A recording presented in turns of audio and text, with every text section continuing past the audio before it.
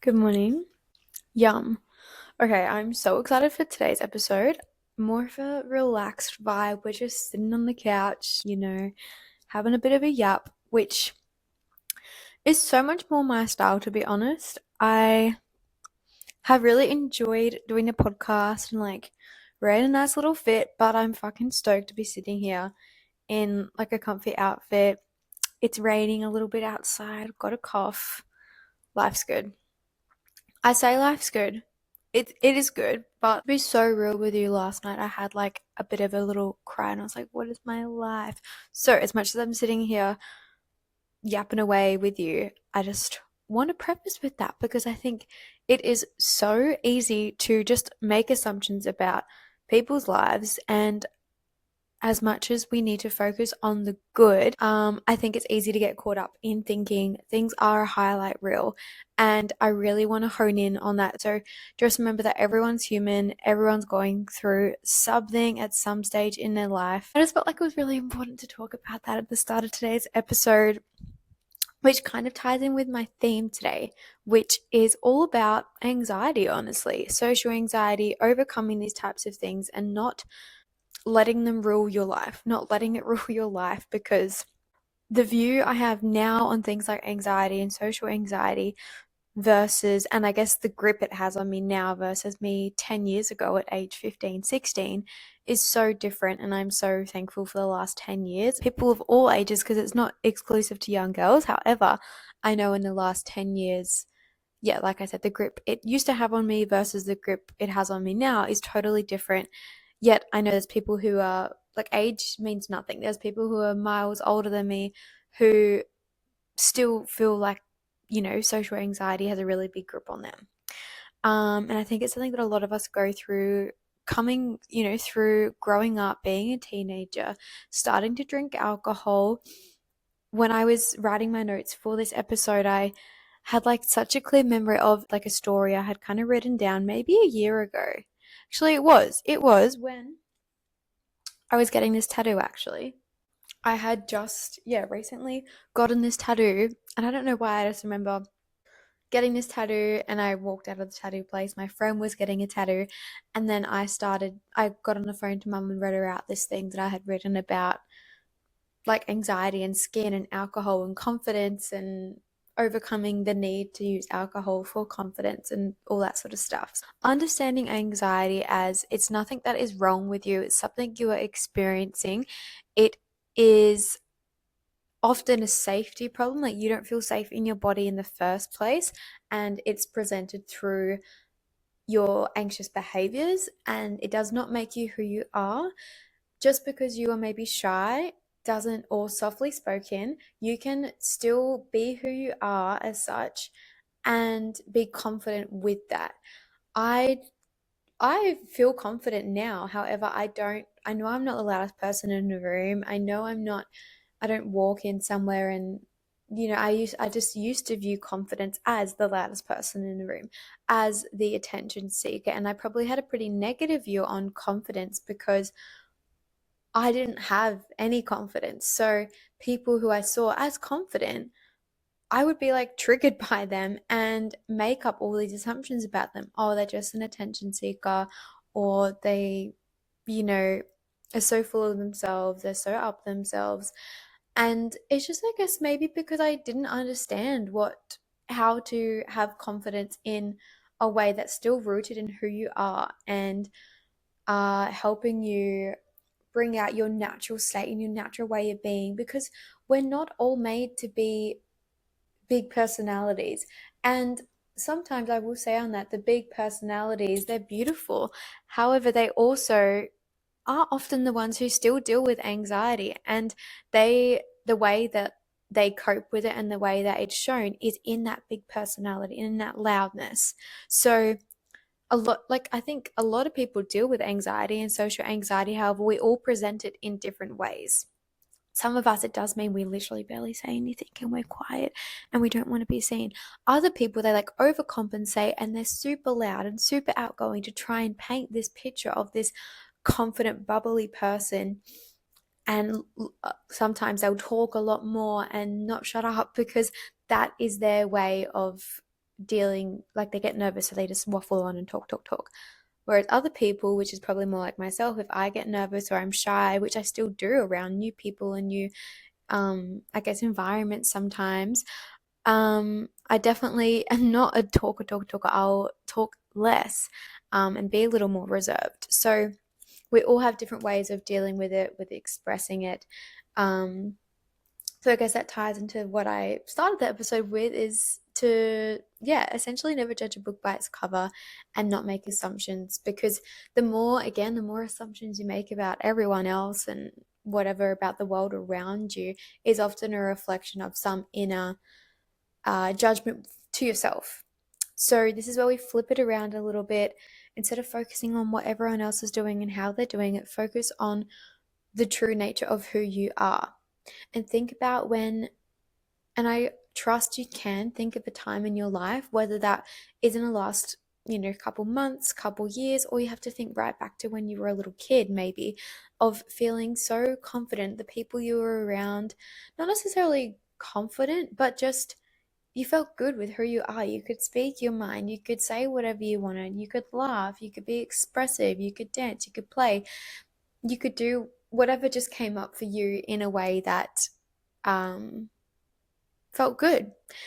And this is what I want to help you with today in this episode, is bringing you back to that natural way of being. And with everything I'm kind of about here, and I talk about on Touch Some Grass, is just about coming back to your innate intelligence, your body's innate intelligence, and who you are, who God's gifted you to be, your soul, all that sort of stuff.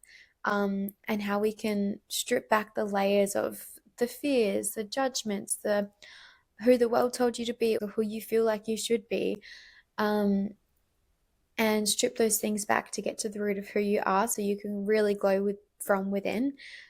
Um, all the things I talk about when it comes to food and nutrition, they can definitely have an impact on your anxiousness, on your way of being, because there is a direct correlation between your gut and, like, for example, serotonin, which is like a happy hormone. 90% of that is produced in our gut.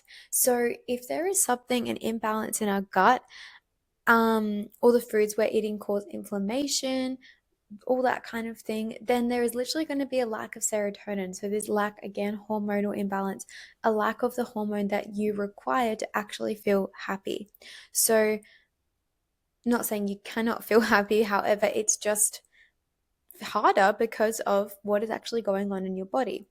And that is why coming back to the kind of foundations of whole foods is so important, not only for the health of your body, but for your mental well-being, your mental state, your behavior. And when you can do this, it just, again, that grip that you may feel that anxiety has on you, or social anxiety, that grip is released and you're able to just more freely be who you are. So that is, yeah, essentially what I want to help you to do, and maybe to shed some light on that through this episode, of how you can bring bits of that, and maybe just some perspective shifts on what it means to be confident, on what it means to be who you are, and bring that into your day to day life, so you can do things without overthinking it. You can turn off this internal chatter, this mind that sometimes is on go, go, go, and over analyzing everything and thinking of the worst possible case scenario. How can we quieten that down? How can we come back to who we are? And how can we lead with authority and grace in our natural selves and confidence in who we are? The story I was meant to share just before the tattoo thing. I was going through some like old footage on one of my old laptops of, like kind of home movies kind of thing.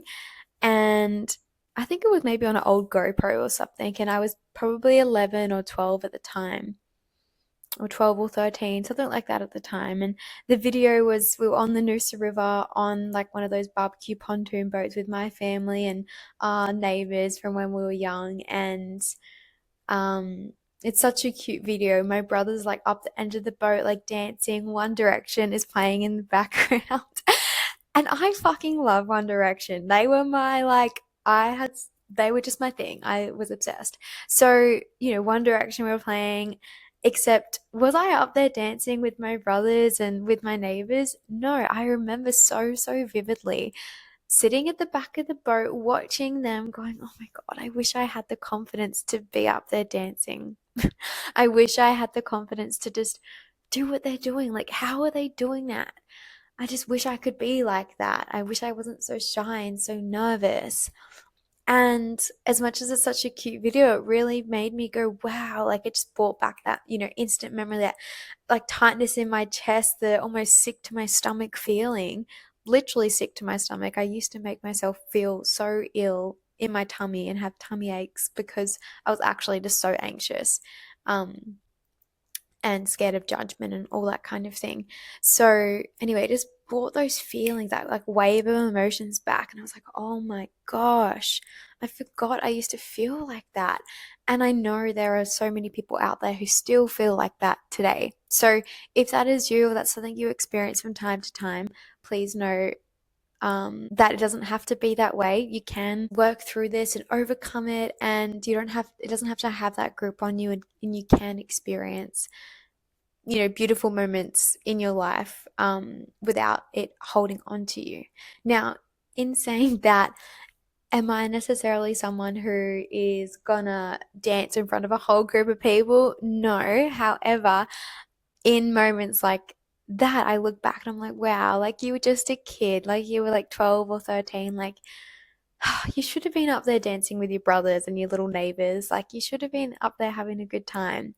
And it's all okay. It's all well and good because, yeah, I guess it's all part of the journey. And I guess in that time as well, it's a pretty big transitional time for young girls too, going from girl to woman and, high school and all different things. And I guess for me, I had what felt like an added layer of my skin being a big thing, having psoriasis on my body. That was a pretty big thing for me in terms of what I looked like and how I felt in my body. So that was a, added factor to that anxiousness. Um, and yeah, I guess transitioning from that, like that version of Grace there who would sit in the back and watch it, be an onlooker and watch everyone else have fun, was pretty constant in pretty much all through high school, really, I would say, and even in, the year or so after high school. There are so many things that I give credit for now that I was pushed to do by my parents, probably largely in sport as well, that I'm really thankful for. Even in my job, when I first finished school, like the year out of school, the job I had was like in a call center on phone sales. So I had to talk, I had to learn to talk, I had to learn to build rapport with people. It was part of the job, it was part of, you know, being successful in that job, I guess. So key experiences like that definitely pushed me, and I'm really thankful for them. However, there are definitely some other things I wish I could tell those younger versions of myself to help her come out of her shell sooner and to feel better about who she was sooner rather than later, so she could experience the joys that the world has to offer without this grip on her.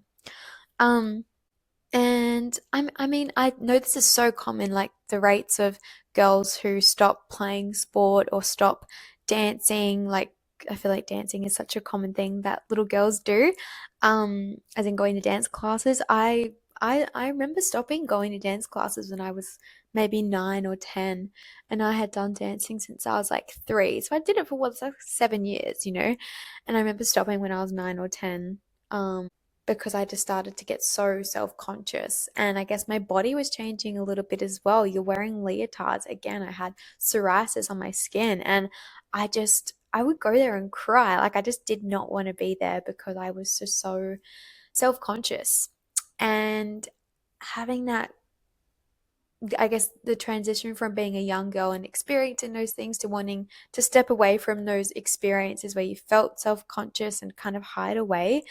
Um, it's not exclusive to one person. It's definitely not unique to me. And I know a lot of people deal with that feeling, regardless of if you have issues with your skin or not. You can still simply feel uncomfortable in your skin and have this like warped view of yourself. Um, and through coming home to yourself and focusing on the parts of you and connecting back in your body in a way that makes you feel safe helps to bring out the real you, the true you. Now, I throughout the end of high school, I guess, as well, and coming out of that phase, starting to drink alcohol, it was like this thing of, oh my God, it's liquid confidence, liquid courage. Like, I know so many people throughout, even now, sometimes still, I'm like, oh fuck, I better have a little drink so I can get a bit off edge. Like, very common. Yet, that's so normalized. I still fall victim to it sometimes as well. Um, Definitely nowhere near as often as I used to, and I don't have that, doesn't have that hold on me, but for a lot of us it can. Um, I don't mean to go into alcohol in this topic at all. Sorry, in this episode at all. However, it definitely is this like, yeah, liquid courage, liquid confidence that I know a lot of people can relate to. And I guess a key moment for me was when, yeah, I finished school, started partying a bit more, all that kind of thing. And from the age of 19, 20, I was out most weekends. And I remember when my skin started to really flare up when I was about 20, I was like, okay, I've just cooked my liver. I know I need to stop. So I started to rein it back in with alcohol. And I realized, though, only when I started to stop drinking so much, I realized how much of a grip it had on me, how much I relied on it for confidence. And I guess the clogs started turning then of, okay, how can I get this feeling of confidence without alcohol? How can I get this feeling of feeling so good and so free without fucking alcohol? Like, there has to be a way because you see it in other people. There's got to be a way. And I guess it was bit by bit from there of, it sounds so cliche, but learning to love yourself and learning to embrace your uniqueness, embrace who you are. And yeah, going on that kind of path, love and acceptance of yourself. That's a key thing I will say at this point. If you haven't heard of Louise Hay and you haven't read her book, you need to. It's called You Can Heal. I think it's called You Can Heal Yourself or You Can Heal Your Life, something along those lines. But Louise Hay is just like a godsend. Her book is really beautiful. And it's all about essentially the first steps to love and acceptance and how you can heal yourself through that. And I wish I could give that book to my younger self, just a really nice way. Like, it's not too much, it's not forceful, it's definitely not this like hustle culture vibe. It's just a really beautiful way to, yeah, learn to love and accept yourself for who you are, and beautiful practices you can bring into your world to affirm that and help you match the mindset with the actions in your day to day life. So that's a really great read. Um, but what I was saying is, yeah, getting back to love and acceptance of yourself. And I guess some key steps in this process is fear. Where is the fear for you? Where is that coming from? Because absolutely the things I was most fearful of are genuinely the things that were like a lock and a key, like pushing through the fear and pushing through that, realizing, oh my God, I'm not going to die. No one's going to yell at me. I'm going to survive. I can do it. It builds the self trust. It builds this like sense of accomplishment. It makes you realize that you can do these things that you're fearful of and you're not going to die. Your body is safe. You are safe. So this is where the correlation between safety in your body and anxiety really comes into play. And building evidence and self-trust to support that, because essentially your mind will find evidence to support whatever belief that you choose. I'm going to say it again. Your mind will find evidence to support whatever belief that you choose. So, if you are choosing to believe that, oh, I'm just shy, I'm just anxious, I'm not confident, or, oh, confident people are arrogant, confident people are cocky, confident people are full of themselves. If they are the thoughts that are, repeating in your mind, if that is the programming that you are viewing the world with and you're viewing yourself with, your mind will want to create evidence to support those beliefs. So you'll shy away. You'll want to hide. You'll retract. You won't be the one to say anything. You won't be the one to do the things. You will shy away from anything that is fearful. And the other thing with fear as well is it's all made up. None of it is real. None of it's real. It's literally made up. And when you really like sit back and think about that concept for a moment, that fear is made up. It's like, wow, it's literally not even real. You were just getting worried about a future scenario that hasn't even happened. You're making it so fucked up in your mind, and it's probably not that bad. It's never that bad as you make it out to be once you follow through and do it. So pushing through the fears, like I really do believe in that, following your fears and pushing through them. Like your fears are just these little, if you want to build self-trust, if you want to build confidence, whatever you're fearful of, follow through on those things, because you'll do them and you realize I didn't die, it was fine, I can do it. And that starts to create the evidence. And when you start to create evidence and pair that with new beliefs that I can be confident, or I am confident, I'm confident in my own skin, I embrace who I am, I love and accept myself. When you pair those beliefs and following the fear, following the things that are scary, then you start to create evidence to support those new beliefs, and vice versa. You start new beliefs, you choose new beliefs, and then your mind will want to create the evidence to support those beliefs. Does that make sense? So, as much as I could go on and on about, different concepts with anxiety and tell different stories, I think the easiest thing is to follow that fear. Now, a really beautiful practice that I love is it's called the Ring of Confidence, and this is something with like NLP. Now, this is a really cool concept, the Ring of Confidence. It is inside the Glow method as well. So essentially, like, to wrap it up, it's just like this visualization process of imagining a ring of confidence in front of you, and you remember a time where you're totally confident, absolutely confident, and you feel that, what it felt like in your body. Like, where you really get into it, you visualize it, you feel it. And once you have fully embodied that feeling, you step into this imaginary ring in front of you. And that is now who you are. Sounds so simple, right? And I think that's a cool thing about so much when it comes to overcoming things like anxiety and what have you, is that it actually is so simple. But because of that anxious thought patterns and loops, we overcomplicate things. We think things are going to be really difficult when they're actually not.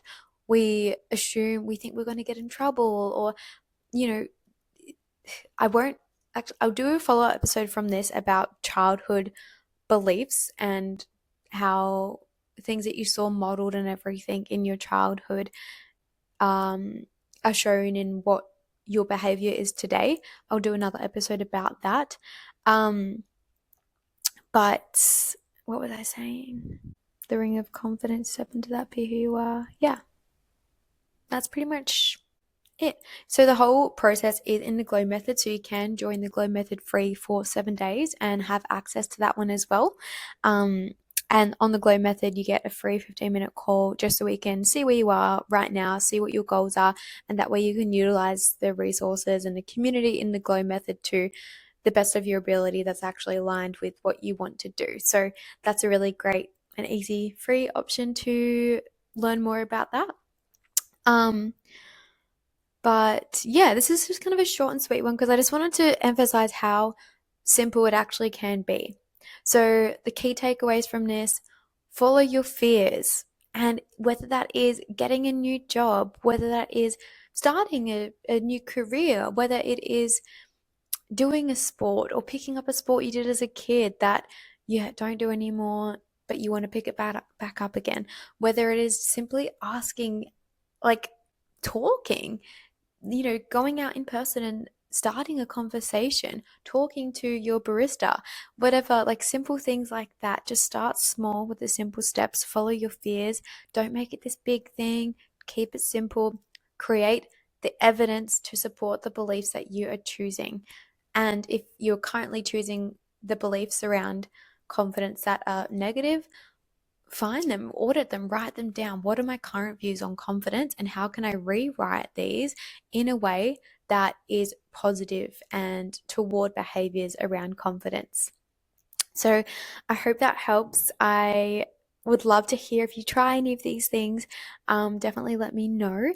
And I'm so excited to talk in the next episode all about the correlation between childhood experiences and what have you, and how that's showing up today. But I'll leave it at that for now. I just wanted to keep it short, sweet, and emphasize how simple it actually can be.